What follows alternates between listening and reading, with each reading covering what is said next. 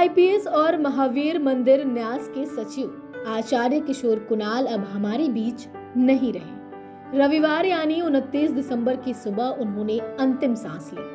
बताया जा रहा है कि उन्हें कार्डियक अरेस्ट आने के बाद पटना के महावीर वात्सल्य अस्पताल में भर्ती कराया गया, लेकिन उन्हें बचाया नहीं जा सका। आचार्य किशोर कुणाल के निधन से पूरे बिहार के लोग सदमे में हैं, क्योंकि उनके सामाजिक कार्यों में योगदान को कभी भुलाया नहीं जा सकता।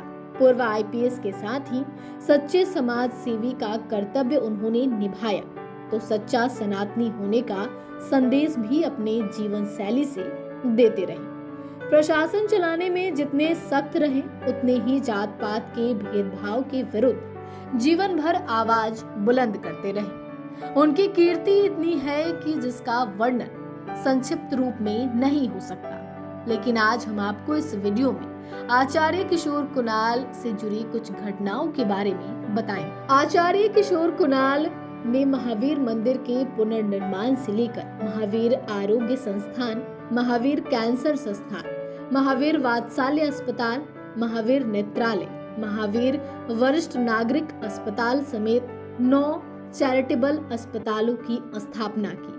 बिहार के पूर्वी चंपारण में विश्व के सबसे बड़े विराट रामायण मंदिर के निर्माण का बीड़ा भी उन्होंने उठाया था। वर्ष 2023 के 20 जून को विराट रामायण मंदिर का निर्माण कार्य शुरू हुआ था। इसी 12 दिसंबर को उनके प्रयास से बच्चों के देश के पहले कैंसर अस्पताल महावीर बाल्य कैंसर अस्पताल का शिलान्यास मुख्यमंत्री नीतीश कुमार ने किया।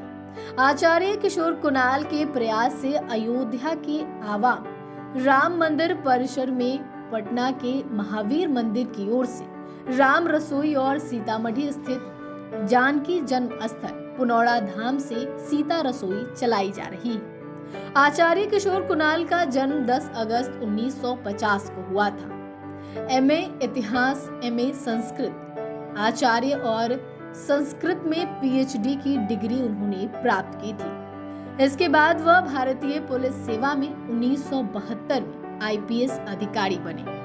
आईपीएस रहते उन्होंने कई उपलब्धियां प्राप्त की, जिस कारण वह हमेशा सुर्खियों में भी रहे। इसके बाद मई 2001 में उन्होंने स्वैच्छिक सेवानिवृत्ति ले ली थी। अगस्त 2001 से फरवरी 2004 तक केटीएस संस्कृत विश्वविद्यालय दरभंगा बिहार के कुलपति रहे। उसके बाद उन्होंने स्वेच्छा से पद त्याग दिया।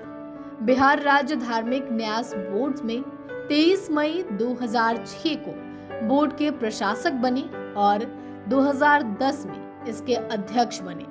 उन्होंने बोर्ड के कामकाज में कई बदलाव किए और इससे जुड़े ट्रस्टों के कामकाज को सुव्यवस्थित किया।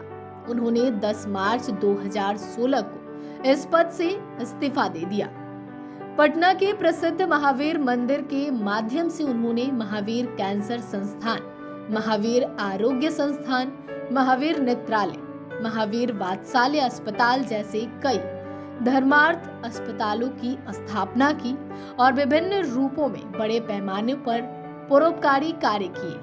हाल में ही बाल कैंसर संस्थान का उन्होंने मुख्यमंत्री नीतीश कुमार के हाथों शिलान्यास करवाया था। जात पात का भेद मिटाने और दलितों के उत्थान के लिए उनकी पहल की हर ओर प्रशंसा होती है। 13 जून 1993 को पटना हनुमान मंदिर में एक दलित पुजारी नियुक्त किया गया।